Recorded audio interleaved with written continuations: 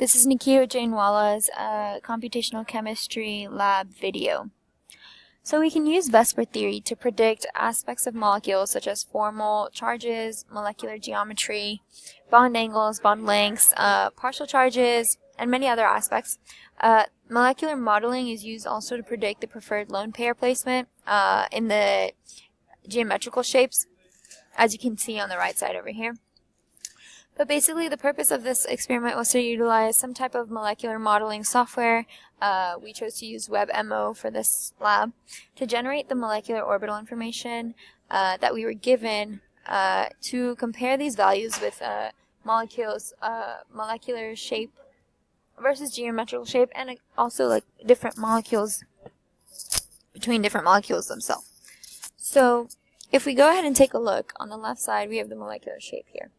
And this is a trigonal pyramidal, and you can see that because it has that 3D shape. There's space underneath, and the nitrogen is in the center, the blue, and then the fluorides are on the end.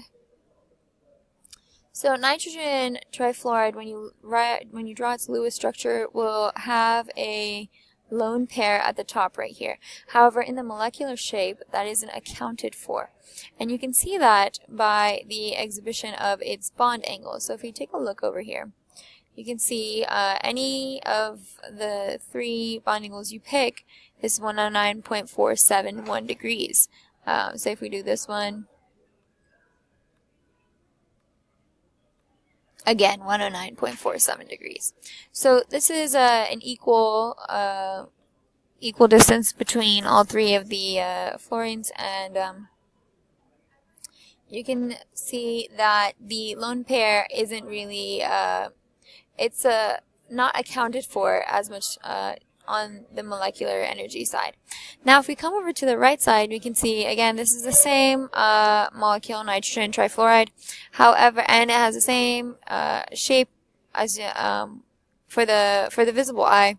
However, in the geometrical shape, the lone pair is accounted for. So just imagine these two electrons right here on top of the nitrogen, and you can see that this makes a difference because if you go to check the angles of this molecule, you can see that this is 102.492.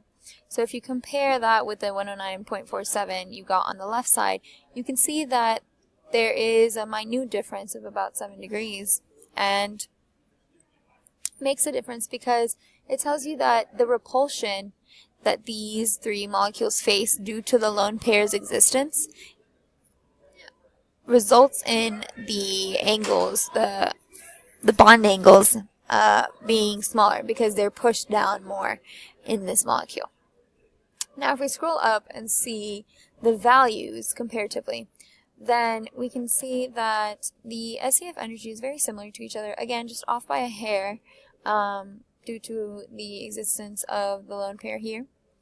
And then dipole moments, that is a very big difference because the lone pair has a big hand in creating a dipole. So if we go up and back and see, and we look at this dipole on this side comparatively, you can see that this blue arrow is pointed downward. And then we go and look on the dipole on this side. Let's see if it can move this around. It's much smaller because there's not that lone pair being accounted for. So there's no negative charge being pushed down. So you can see that's a very distinct difference between these two arrangements. As you keep continuing to see downward, you can see the charges or the partial charges for each atom in this element. There's also differences between them, and again that's just the lone pair being accounted for in the geometrical arrangement instead of the molecular shape.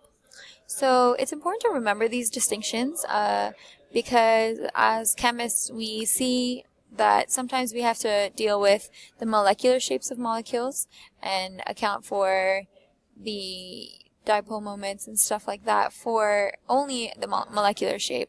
And then sometimes we come and see the geometrical shape and see how the lone pair affects everything, pushing down, and the repulsions, like what it does to them. So I hope this video is helpful, and thank you.